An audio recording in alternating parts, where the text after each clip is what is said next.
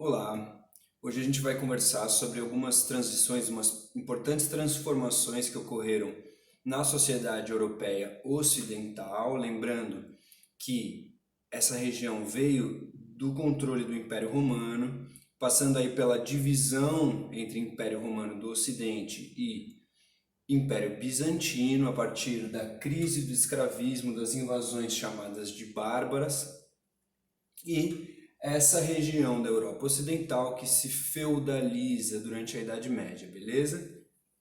Então a gente vai discutir aí alguns processos que vão ocorrer em relação ao feudalismo. No século X, particularmente, do século V ao século X, onde a gente considera a Alta Idade Média, tá bom? O feudalismo típico que a gente já estudou. No século X, essas regiões se estabilizam de certa forma, tá? Particularmente por causa de uma redução nas invasões, nesse processo de invasões e nas guerras. As guerras eram muito locais, elas não estavam causando, não tinha uma grande epidemia. Então, ocorre uma estabilização nesses territórios, tá?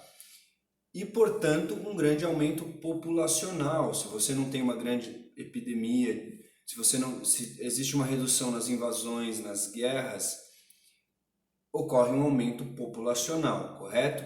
Isso quase leva a uma crise, tá bom? Pelo excesso de pessoas, a alimentação nos moldes que existiam até então, que já eram precários, passam a ser insuficientes, mas aí vai ocorrer uma reação, tá? A gente destaca principalmente a melhora nas tecnologias agrícolas, tá?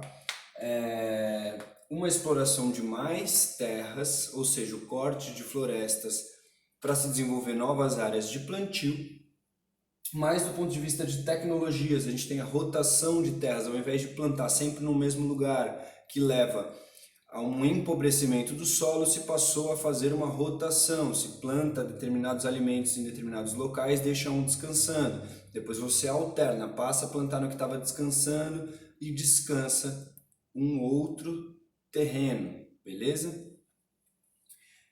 Além disso, se introduziu onde antes só tinham ferramentas, ao que tudo indica, só tinham ferramentas de madeira e a força animal que era usada era de bois.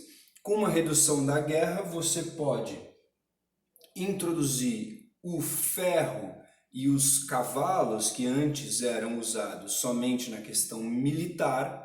Se você tem menos guerras, você pode disponibilizar esses recursos para a tecnologia agrícola, beleza? Então agora vai ter o desenvolvimento de arados de ferro, de metal, além do uso de cavalos como força motriz, além de umas outras pequenas tecnologias. Antes se usava quando o animal puxava ali esse arado, se utilizava no pescoço do bicho, se desenvolveu uma técnica para que fizesse isso a partir do peito, tá bom? Que diminui aí o sofrimento do bicho e aumenta a produtividade, tá? Dessas técnicas, o que vai levar a um maior rendimento da produção, levando também a uma maior variedade do cultivo, tá? Eles vão conseguir produzir coisas diferentes, mas principalmente um maior rendimento. Se você cava mais fundo com arado de ferro e você exige menos força humana no trabalho, você consegue que com uma mesma quantidade de sementes você tenha mais produção, beleza?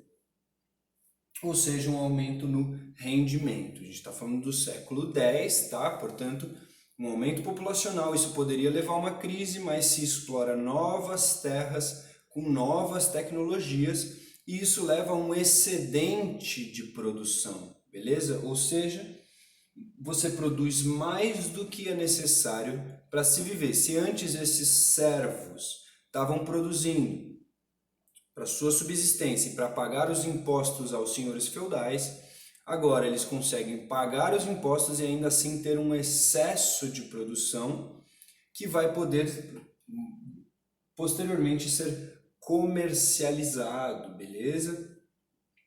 Esse aumento no comércio vai levar a um aumento do uso de moedas, do controle sobre rotas comerciais e no desenvolvimento de cidades. Por isso, Esse período vai ficar conhecido como Renascimento Comercial e Urbano, mas a gente vai chegar lá, beleza? Por enquanto, então, a gente vem desse processo da feudalização dessa Europa Ocidental. No momento em que se estabiliza com a redução das guerras e das invasões, o aumento populacional poderia levar a uma crise, mas se desenvolvem novas tecnologias aumentando a produtividade, beleza? Como é que vai acontecer esse chamado renascimento comercial e urbano?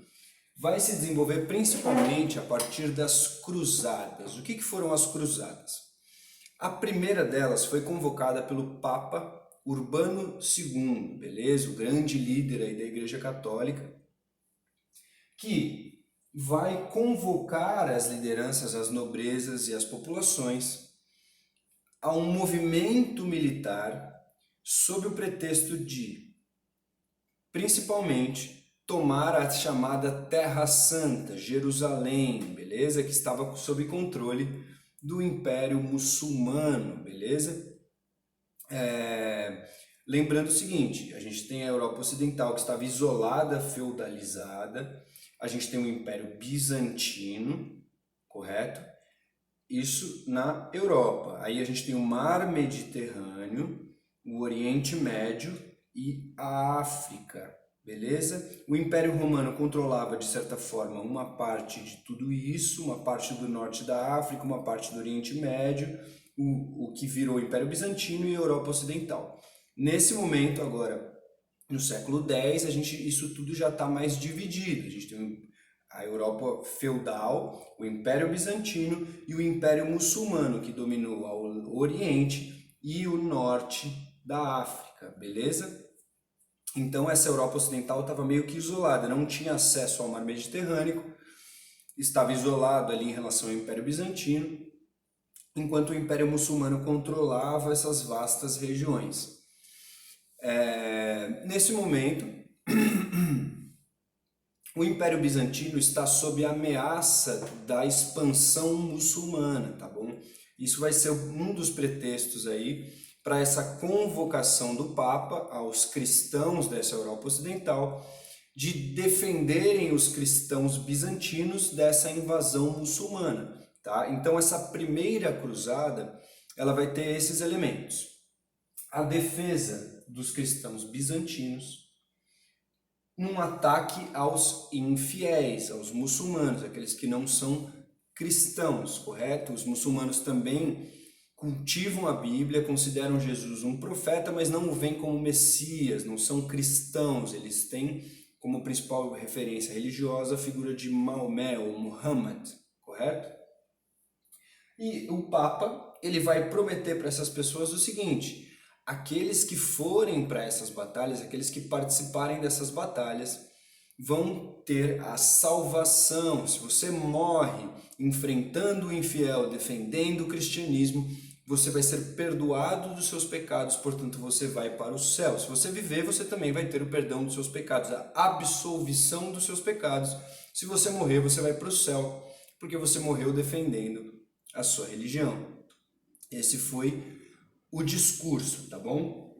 Então, na prática, a gente tinha aí no discurso do Papa esses elementos e como principal objetivo a conquista da chamada Terra Santa de Jerusalém, beleza? Que fica na atual Palestina, ocupada desde 1948 por Israel, tá bom? Existe uma polêmica muito grande até hoje sobre essa região, do quanto que Israel existe ou é uma invasão sobre a Palestina, tá? Que também é até hoje muçulmana, beleza? Então esses conflitos eles são muito relevantes até hoje na geopolítica global, essa região ali do Oriente Médio, que é considerada a Terra Santa para as três religiões, tanto para o judaísmo, quanto para o cristianismo, quanto para o islamismo ou para os muçulmanos, beleza?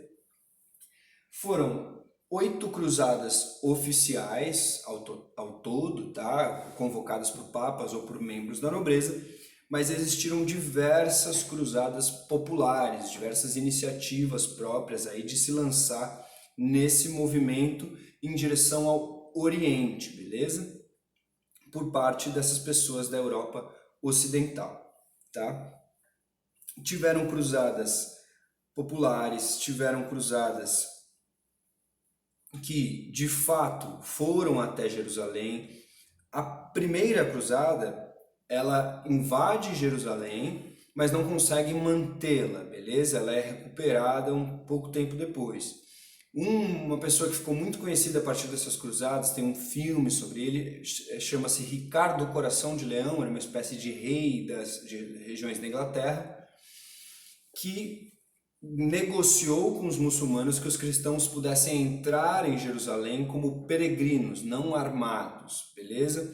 Mas, portanto, a Terra Santa, entre aspas, não foi conquistada, beleza?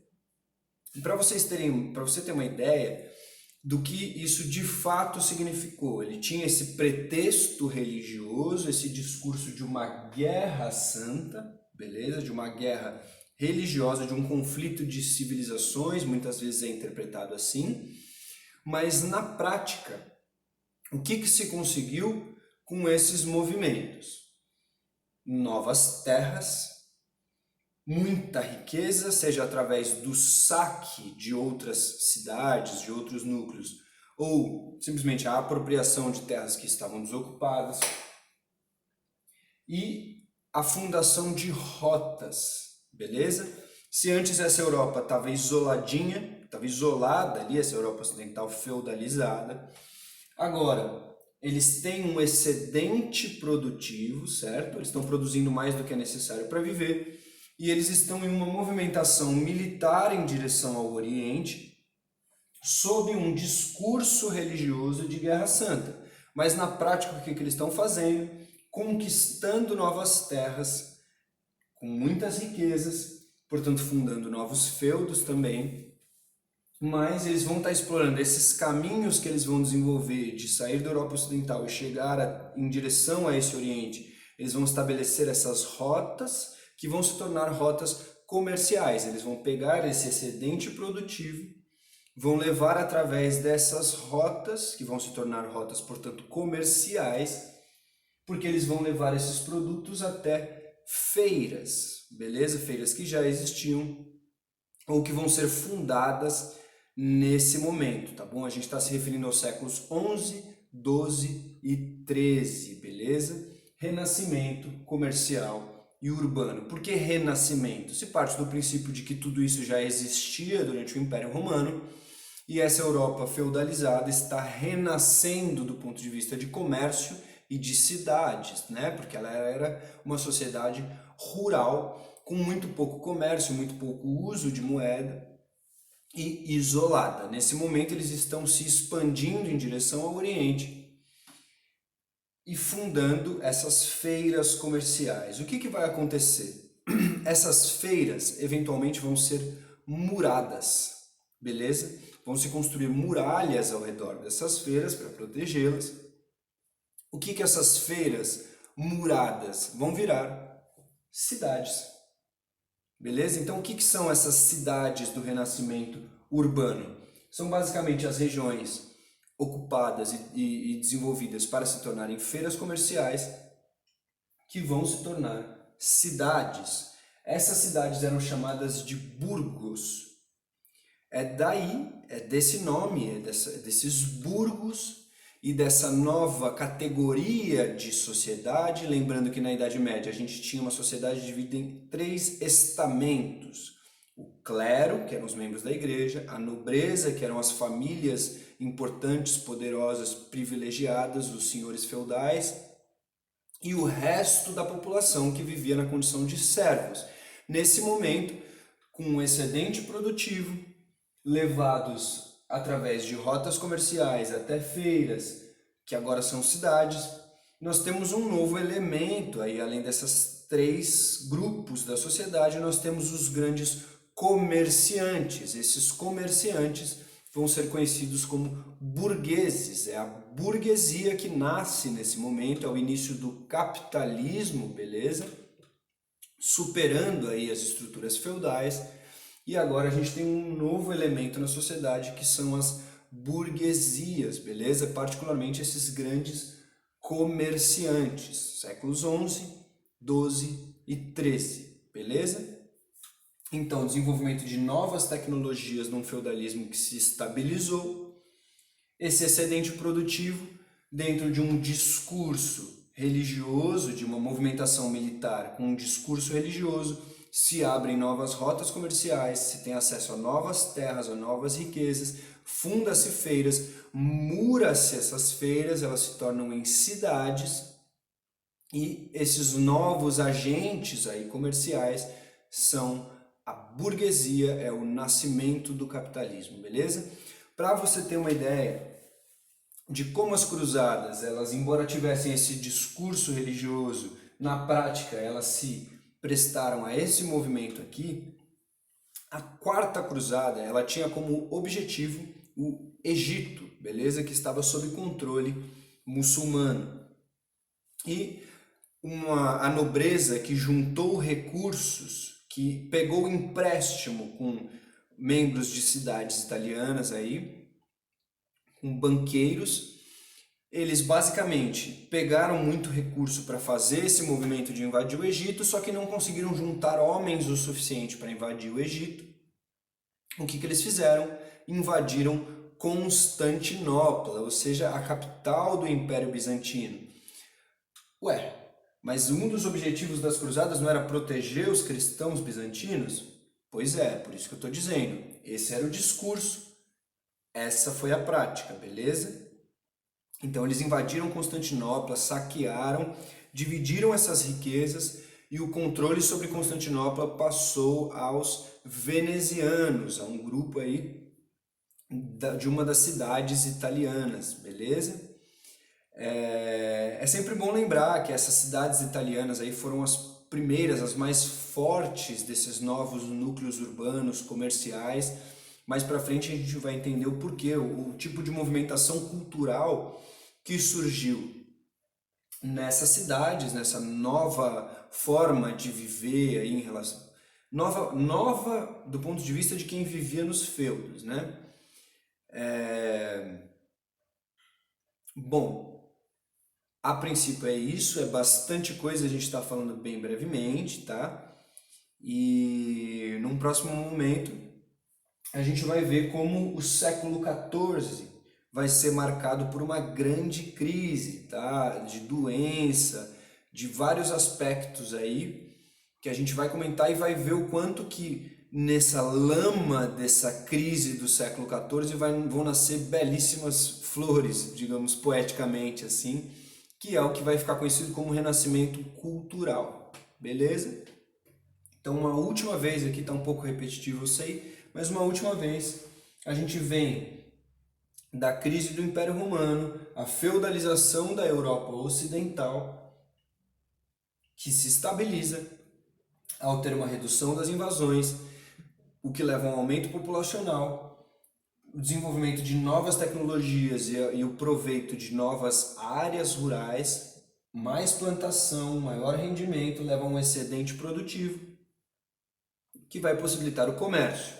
Como que isso vai ser feito? Através de movimentos militares em direção ao Oriente, sob um discurso religioso, que vai fundar novas terras, na qual se poderá fazer comércio, ou seja, a economia se monetiza novamente, volta a ter moeda em circulação nessa lógica da sociedade europeia, que vai fundar cidades ocupando novos territórios, onde vai surgir uma nova categoria social que é a burguesia, até que ocorre uma grande crise no século XIV, beleza? Que isso a gente vai discutir num próximo momento.